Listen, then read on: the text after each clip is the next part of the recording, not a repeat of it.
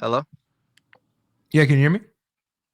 Yeah, I can hear you now. But yeah, so what's called when you brought up that point about the Hebrews, I think it was chapter 10 or 11. 11. Yeah. Mm-hmm. Hebrews chapter 11, that was a good point to see what he was doing. But yeah, just some props because you know your book pretty well. But my point that I want to bring to you is like in Christianity, you know how once you accept Jesus or like once you accept the sacrifice of Christ, you're good for life, right? According to your belief. My question, Mo, isn't about what's according to my belief. My question is, why should I consider Islam? I'm trying to show you a deficiency in your belief that Islam remedies and it has like the fix for it. I got you. So you're saying that Islam has a fix for Jesus being a sacrifice for us? Well, that's not the issue. Isn't Jesus being a sacrifice? My personal issue that I have is that like once you accept that Jesus sacrificed on the cross, and you're basically guaranteed heaven, then what? There's no point for you to do anything else on earth. Like you know, you're just here for no reason. You're just wasting your time. Okay. And how does the Quran solve this? So in Islam, we have a concept where we have a day of judgment. So on the day of Which, by the judgment, way, for the record, I don't agree with that. But just going with you, how does the Quran or Islam solve this? yeah, because look, on the day in Islam, you know, we have the day of judgment. On the day of judgment, you're gonna come. Allah, you're gonna see it. You're gonna talk to Allah Subhanahu wa Taala. He's gonna tell you whether you're going to heaven or you're going to hell. And so you have to work all the way up until the point of death. And at the point of death, then everything is sealed off. There's no point in your life where you just okay, I accept Islam now. Now I'm good. Like you have to make sure that you're good until the end of your life. That's not true. So you don't have to be Muslim till you die. It doesn't matter if you're Muslim or not. What? It doesn't matter if you're Muslim or not. You're already determined where you're going to go before you do anything or believe anything. Well, Allah knows where you're gonna go, but you have the free will to pick it. Like Allah knows at the end of the day, okay, this person before you're even born, He knows this person you're gonna go to hell or this person gonna go to heaven. But Mm-hmm. you have the free will to pick it, so you still have You to. You pick you it. you would agree that there's a difference between like foreknowledge, like what you just described, knowing something before it happens, and then being the cause of what happens, right? Yeah, there's a difference. Okay, I agree. What I'm saying, or what I'm arguing, is that within Islam, it doesn't matter what you do. You can become a Muslim, not become a Muslim.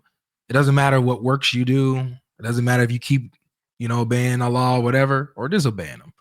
It doesn't matter because Allah has actively decided, not because He knows what you're going to do, but He has made certain. He's made you for heaven or He's made you for hell according to what He's decreed.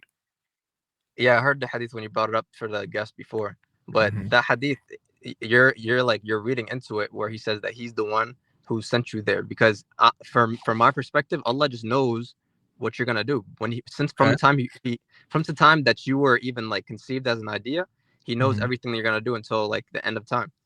So Okay. like from the time you were born, right when he struck you outside of from Adam, and He knew Mm-hmm. you were going to come into existence. He knew what you were going to do. That's why He knows. Okay, this one's going to hell, and okay, this one's going to heaven. So it doesn't say that He knows which one is going to hell or heaven. It says that He created them for such a purpose.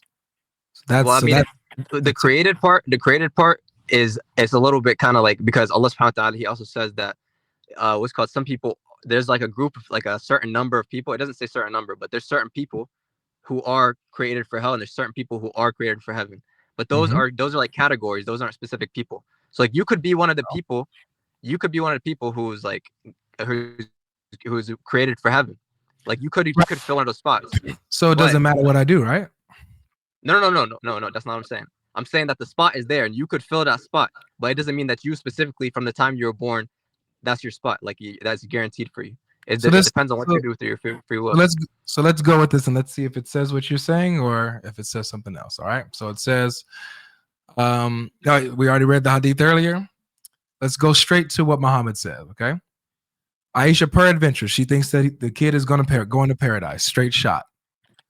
Muhammad says, Aisha, peradventure, it may be otherwise. That child who died might go to hellfire. Why though? Why might not that child go to paradise but hellfire instead? Because Allah, God, created for paradise those who are fit for it while they were yet in their father's loins, and created for hell those who are to go to hell. Now this is where, I mean, he says it to where you cannot confuse this at all. Yeah. He created them for hell while they were yet in their father's loins. So he created them for hell. He created them to go to hell. Not that he knows that they're going to go to hell because of their life decisions. He created them for this purpose. So it doesn't matter what they do. They're not going to paradise, even if they believed in their life, did good. Allah created them for hell regardless. You know what I'm saying? Brother, the Islamic perspective is that Allah created people for hell. There's people that are going to hell, not the specific person. There's people that are going to hell. After they're in their father's loins, by that time, Allah been known where they're going to go because he knows what they're going to do. He been already knew all that. The people that are created is a category. There's people that are created, and then once Allah knows what they're going to do, then they fill that category. They fulfill the category. So this is what I need you to do for me, man. Because the reason why I'm having a hard time accepting what you're saying is due to the fact that the verse or the hadith, it says the opposite. It doesn't say anything about Allah knowing where they're going to go beforehand. Look, would you would agree that creating something for something is you being an active cause in that thing, right? Not in this circumstance. I think that when you create something for, like, if you create like 1,000 people for hellfire, then you're an active cause. You could have had everyone go to heaven, but you said, okay, you know what? I want 1,000 people to go to hell. So you're an active cause for that. But you're not an active cause for picking. He specifically gave humans free will. He's not an active cause for who chooses to go there or not. So I'm just asking this very simply. To create something and have a purpose for that creation, that shows that you're the active cause, right? In that purpose. Yes, he's the active cause in creating like a certain number of people for hell. I got you. So he says here that he created them for hell. So there are particular people that he created specifically to go to hell, correct? I don't agree with that wording. I agree that there's a group of people, like generically a group of people who he created specifically for hell. And I think that people, once he knows what they're gonna do, then they fulfill that category. And but it doesn't say that. It says, see, I mean, that's the interpretation. It's not. That's my problem. Yeah. My problem is that we don't have to interpret. We can just read the words on the page and what they say. It says how there's a problem when you say we don't have to interpret, like when it's religious okay. text. He created them for hell. Does it say he created them for hell, or does it say he just knows they're going to go to hell? No, it says he created them for hell because he created a specific group of people for hell. It's true. Got it. So there's specific people, the them here. There's a them. There's specific people that he created specifically for hell, right? Yeah. Not that he knows that they're going to go to hell because of their life decisions, but he himself is the active cause in their destiny, destining them for hell, regardless of what they do. He created them for hell. No, not regardless of what they do. That's where I disagree. When you say regardless of what they do, that's where I completely disagree. And I think that it's because you're taking the text more literally than I am, and I'll give you that. I'm taking the text for what it says, brother. How else can I take the text other than what it says?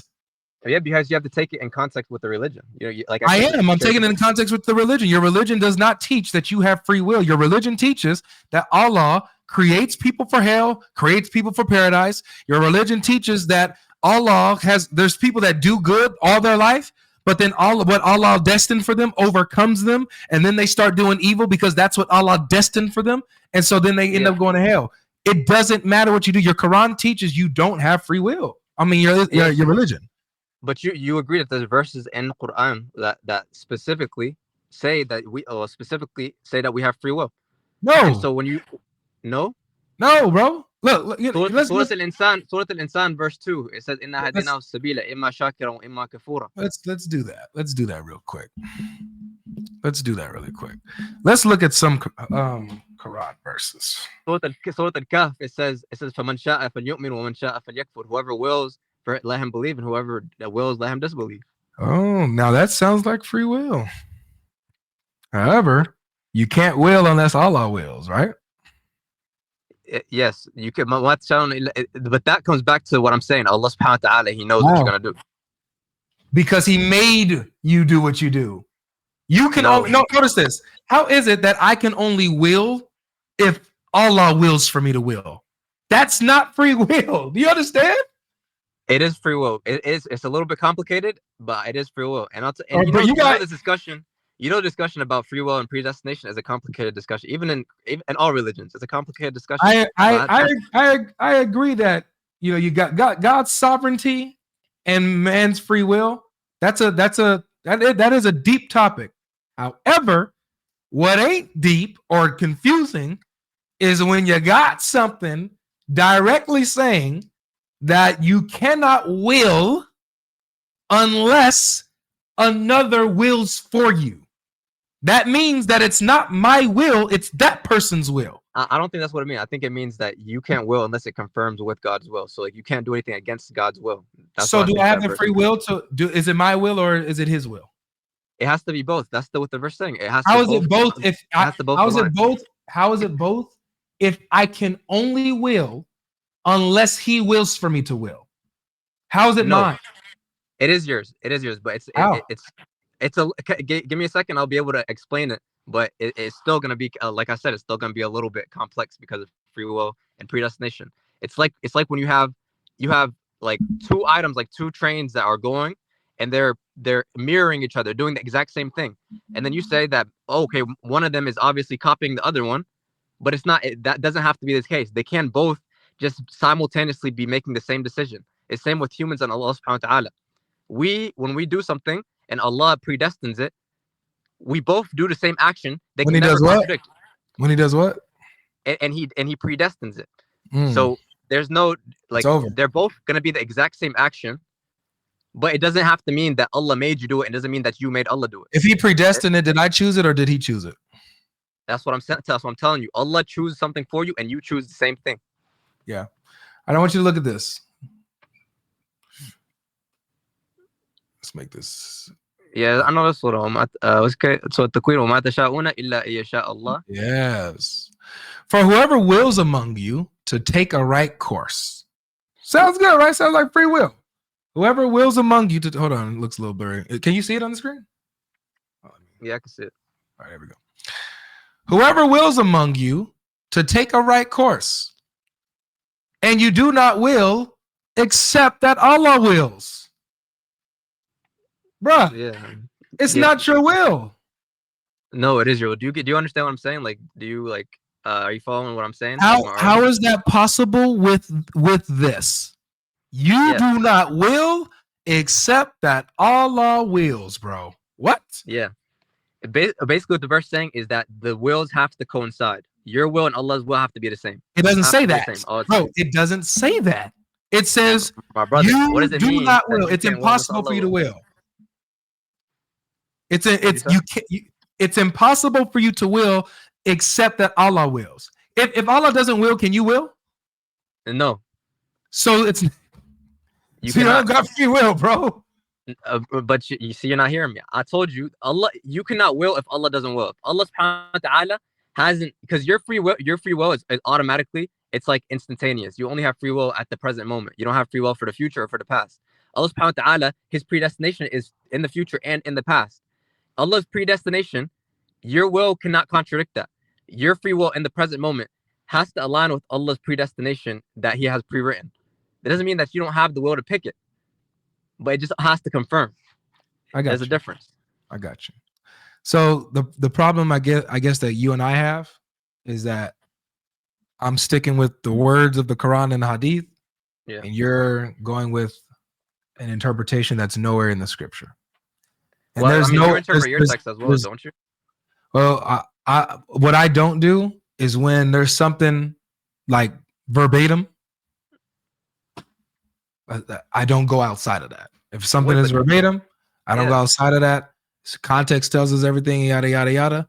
You yourself, with your hadith and what we read in your hadith, what we read in the tafsir, we read verbatim, explicitly, that Allah creates certain people for hell, creates certain people for paradise. You know, I would say you're being fair. Choice. I would say you're being fair if you made an effort to to merge the two verses that what's called that say one is saying free will and one saying that you don't. Brother, both, that's what a Muslim would do, and that's what you do for the Bible. Like if you have a Bible, you have a verse that says faith without works is dead. And you have a verse that says works without faith is dead. You do whatever you can to merge the two verses, but you don't do that for Islam. In verse 28, it says, "For whoever wills among you to take a right course." Sounds like free will, right? Yes. Exactly. I'm being fair that I'm saying it appears like that's straight up free will. For whoever wills among you to take a right course. That's straight up free will, isn't it? That's free will. That's exactly what I'm saying. That's the free will. Okay. And Allah tells you that has to confirm His will. So you see, I'm not being uncharitable. I can read a verse for what it says and take it for what it says. For whoever wills among you to take a right course. Whoever of you wills, that means you have your desire. You can choose to either take the right course or not. Right? Yes. However, the next verse says, and you do not will unless Allah wills. That eliminated any idea that your will is your own. It's Allah's will. You cannot will to take a right course. You cannot choose to take the right decision unless Allah wills for you to want to choose to take it, brother. It goes beyond just like the choice you make. The even desire before the choice is not yours. You cannot will to make the right decision. Can't want to unless Allah wants you to want to. Can God put that in your heart though? Can God put that conviction in your heart? Would you say that's still free will though?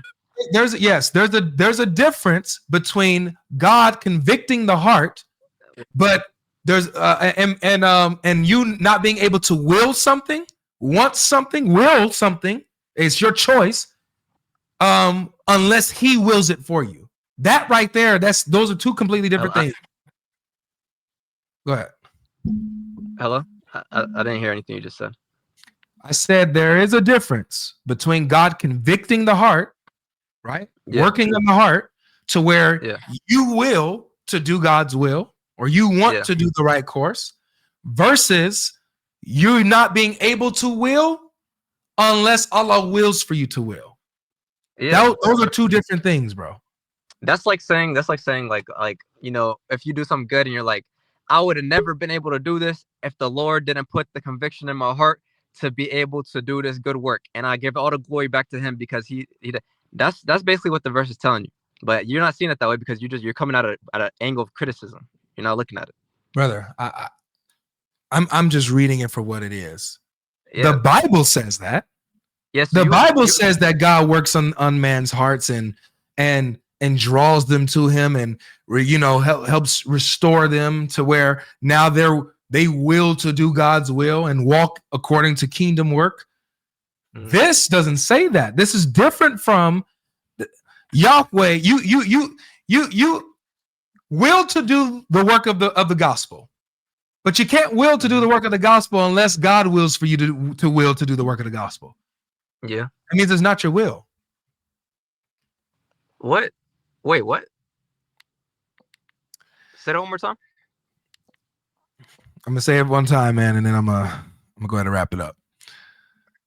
Yeah, because my connection is not that good, anyways. But I had a question. My main reason for coming here, I wanted to ask you about the salvation issue. Yeah, but you said that this would solve that. Islam solves the issue of, oh, you believe in Jesus as your eternal salvation, therefore you have nothing to work towards. So it doesn't. You don't really have an incentive to do good works. But that doesn't solve the problem in Islam when you don't have will to do your own good works or to get to paradise because your destiny is already destined. But you know that's not true because you see Muslims every day striving to do good work. No, brother. Muslims striving to do good works is different from what the Quran actually teaches. Now, I can just say, if I'm looking at Muslims doing good works, they only do these good works because Allah willed for them to do these good works. They only want to do it because Allah wants them to want to do it. It's not of their own free will, according to their religion. Yeah, because Allah helped them towards that. He guided them towards that. So, but in reality, there's no reason to even do these good works, because each Muslim, your destiny is already determined. Some of you are created for paradise. Some of you are created for hell. What you do doesn't matter. Yeah, I mean that's not the way any Muslim reads it. You can read those verses that way if you want to. If you want to be uncharitable and read them that way, it's possible. I see, like, you're not like making stuff up. But the thing is, that's just not how any Muslim reads it. That's not charitable, and you wouldn't read your same book that way either. Saying it's not charitable that's crazy. Yeah, but what's called? I'm gonna go though because my connection's kind of bad. Well, I appreciate you, man. Come back again, bro.